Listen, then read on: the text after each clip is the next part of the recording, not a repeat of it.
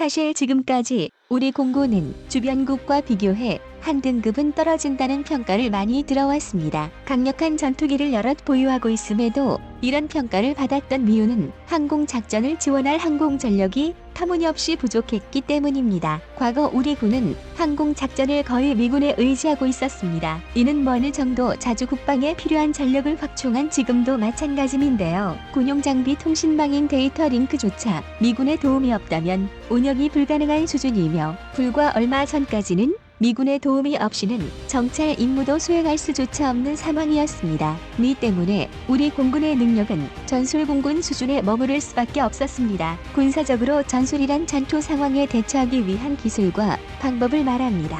이는 장기적이고 광범위한 전망을 갖는 전략의 허위 개념인데요. 말 그대로 우리 공군은 미군의 지시에 따라 적을 타격하는 전술 임무밖에 수행할 수 없었습니다. 미군이 없다면 적을 찾을 수도, 정보를 주고받을 수도, 적을 교란할 수도 없으니 주어진 목표를 타격하는 전술 임무 이상을 수행하기가 참 어려웠는데요. 그러나 이제는 아닙니다. 이번 국방중기 계획대로 새로운 무기들이 도입된다면 우리 공군은 현대 전장의 거의 모든 항공작전을 미국의 도움 없이 단독으로 수행할 수 있는 능력을 얻게 됩니다. 항공작전을 지원할 각종 지원기와 우주 전력이 크게 강화되기 때문입니다. 대한민국 국군의 미래 전략이 공개되어 화제가 되고 있습니다. 지난 9월 1일 국방부는 2022에서 2026 국방중기 계획을 내놨습니다. 이 자료에 따르면 우리 군은 향후 5년간 315조를 투입해 군의 체질을 완전히 개선하게 됩니다. 육해공은 물론 사이버, 무주, 미사일 방어 등 우리 군이 지금까지 다루지 못했던 여러 분야에서 엄청난 혁신이 이루어질 전망입니다. 우리 국민이라면 한두 푼도 아니고 무려 300조에 달하는 엄청난 금액이 투입된 사업에 관심이 갈 수밖에 없을 텐데요. 그럼에도 이 국방중기 계획을 마시는 분은 그리 많지 않습니다. 각 군의 최신 무기를 다루는 내용이다 보니 배경을 파악하기가 쉽지 않기 때문인데요. 설령 어느 정도 알고 있다고 할지라도 대부분 특정 분야에 집중된 경우가 많습니다. 그래서 준비했습니다. 오늘은 우리 국군의 전력 증강 계획인 2022에서 2026 국방중기 계획에 대해 알아보겠습니다. 국방중기 계획은 다음 5년의 계획을 해마다 점검하는 국군의 국방계획입니다. 시대와 경제 상황에 따라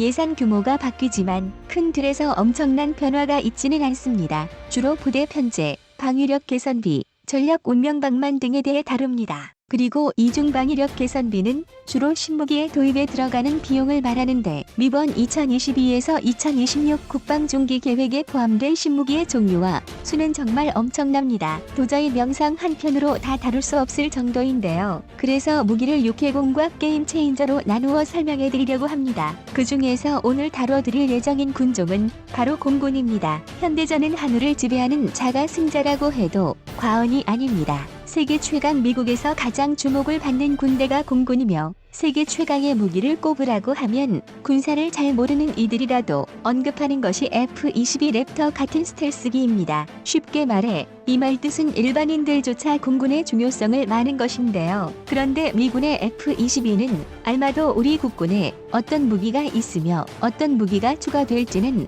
잘 모르는 경우가 많습니다. 특히 비행단이나 비행전대 같은 공군의 편제가 생소한 분들도 많으실 텐데요. 그래서 한국 공군의 편제 변화부터 다뤄보겠습니다. 비행단은 육군의 사단과 비슷한 조직으로 수십 대의 군용 항공기를 관리하는 대규모 부대입니다. 비행단장은 보통 별하나인 중장이 맡으나 별둘인 소장이 맡기도 합니다. 그리고 그만큼 중요도가 높습니다. 현재 대한민국에는 13개 비행단이 있습니다. 미중 정찰 비행단은 국방개혁 2.0에 따라 새롭게 창설된 부대인데요. 전투 임무에만 치중하던 우리 공군이 감시정찰 등 항공작전의 범위를 확장함에 따라 2020년 11월 3일 39 정찰 비행전대를 확대해 편성한 신규 부대입니다. 명상정보 수집기민 IMM-INT 백도와 신호정보 수집기 SIG-INT 금강을 비롯해 국산 전자정보 수집 1링트 포드, 광학 적외선 2호 IR 포드를 장비한 KF-16 등으로 편제되어 있는데요. 북한의 탄도미사일 공격에 대비해 미사일 화염을 탐지 FISINT 할 수 있는 신형 백두 정찰기 역시 운용할 예정입니다. 다만 정찰 비행전대가 비행단으로 승격하며 연대급에 해당하는 비행전대의 수는 6개 전대에서 5개 전대로 줄었는데요. 그러나 실제 전력은 오히려 크게 향상됐습니다. 도입 기간이 무려 수십 년이나 지나 부품조차 제대로 조달하기 어려운 F4, F5 전투기를 완전히 대체하고 우리 공군의 전투력을 한 단계 높여줄 보람의 전투기가 개발되고 있기 때문인데요. 보람의 전투기는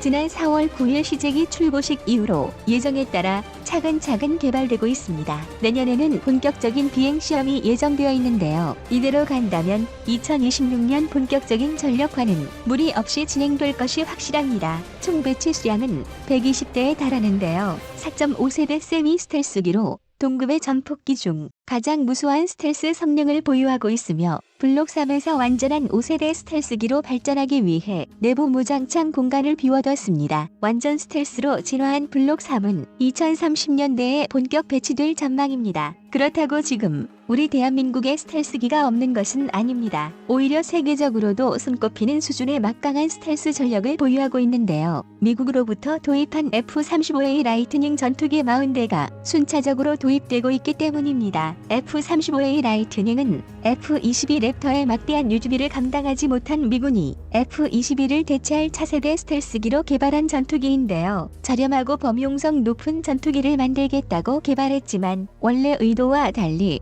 고성능에 집착하다 보니 가격이 많이 높아졌습니다. 하지만 성능만큼은 의심할 여지가 없는 현세대 최상급 전투기입니다. 그런데 이게 다가 아닙니다. 우리 군은 현재 구식화되고 있는 F-15K와 KF-16의 성능 개량 사업을 진행하고 있습니다. 북한 등 잠재 적국에 대해 공중 우세를 확보하고 정밀 타격 능력을 확장하기 위해 레이더와 각종 탐지 장비를 개선하는 중입니다.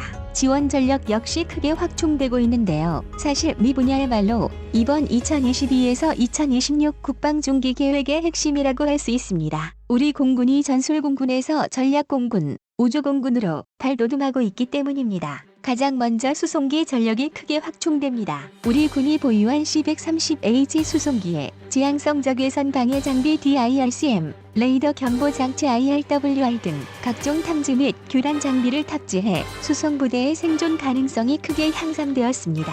뿐만 아니라 장거리 항공 수송 능력 감삼을 위해 대형 수송기를 추가 확보하는 대형 수송기 2차 사업도 진행 중입니다. 현재 우리 군은 해외 각지에 있는 우리 국민을 보호하기 위해 민항기를 개조한 KC-330 MRTT 다목적 급유기를 수송기로 이용하고 있습니다. 하지만 본래 목적이 급유에 집중되어 있다 보니 아무래도 한계가 뚜렷한데요. 최근 카불 공항에서 아프간인들을 수송했던 미라클 작전에 사용한 KC-330은 생존 가능성과 이륙거리의 문제상 파키스탄 이슬라마드에서 단순 수송 임무만 수행해야 했습니다. 카불 공항과 이슬라마바드를 오고 가는 핵심 임무는 전부 C-130 전술 수송기가 했는데요. 우리 국격 이상승함에 따라 이런 일이 더 많아질 것이란 점을 생각하면 조속히 새로운 대형 수송기를 도입할 필요가 있습니다. 현재 대형 수송기 2차 사업에는 C-130J, A-400M, C-390 등의 여러 항공기가 경쟁 중입니다. 그리고 어떤 항공기가 도입되더라도 우리 수송 전력이 크게 확충될 것은 분명합니다. 수송 분야를 제외한 다른 분야의 지원 전력 역시 확충되고 있는데요.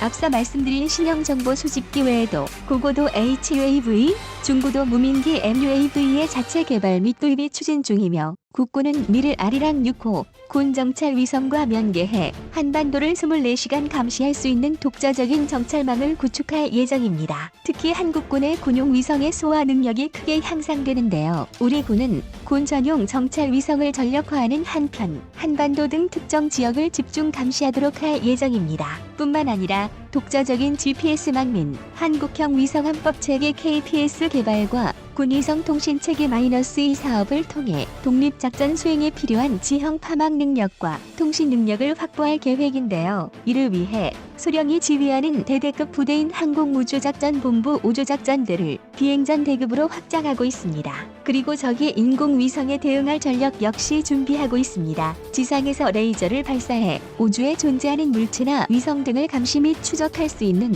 고출력 레이저 위성 추적 체계의 개발을 진행하는 중인데요. 이는 최근 추가 전력화가 결정된 공중조기 경보 통제기 AWACS와 함께 우리 군의 항공작전 역량 수준을 급격히 끌어올릴 것입니다. 현재 우리 군은 기존에 운병하던 E-737 P4 4대에 더해 우리 명공을 감시하고 통제할 신형 조기경 보통제의 도입 사업을 추진하고 있습니다. 당초에는 2대 피스마일을 추가 도입할 것으로 보였으나 F-15K 개량 사업에서 보잉이 과도한 개량 비용을 요구하면서 경쟁 체제로 전환됐습니다. 우리 군이 운용하는 2세대 E-737보다 개량된 보잉의 3세대 E-737 이스라엘 IAI의 ELW-2885, 스웨덴 사부의 글로벌 I 등이 거론되고 있는 상황입니다. 이번 2022에서 2026 국방중기 계획에서 거론된 공군 전력 확충의 핵심은 한국 공군의 독자적인 작전 능력의 확보입니다. 과거 1980년대 우리 공군은 미국이 판매한 F-4D 전투기를 다수 획득해 당시를 기준으로 전술공군으로서는 마시마 최강의 전력을 보유했던 적이 있습니다. 하지만 그럼에도 불구하고 독립적인 항공작전을 꿈도 꿀 수 없었는데요. 바로 탐지 정찰 자산이 없었기 때문입니다. 그러나 이제는 아닙니다. 앞으로 혁신될 우리 공군은 미국의 지원이 없더라도 독자 작전이 가능해질 것이며 우리 공군은 남아가 우리 대한민국이 스스로 결정할 수 있는 능력을 갖추게 될 것이라는 의미입니다. 중기계획 보도자료에 언급되지 않았지만 지금도 총력을 다해 개발 중인 한국형 데이터 링크인 링크K만 보더라도 우리 군이 추구하는 방향을 확실히 알 수 있습니다. 이번 국방중기 계획이 무사히 끝난다면 2026년이면 자주 국방에 필요한 최신의 무기들이 전력화되었다는 소식을 매달마다 듣게 될 것입니다.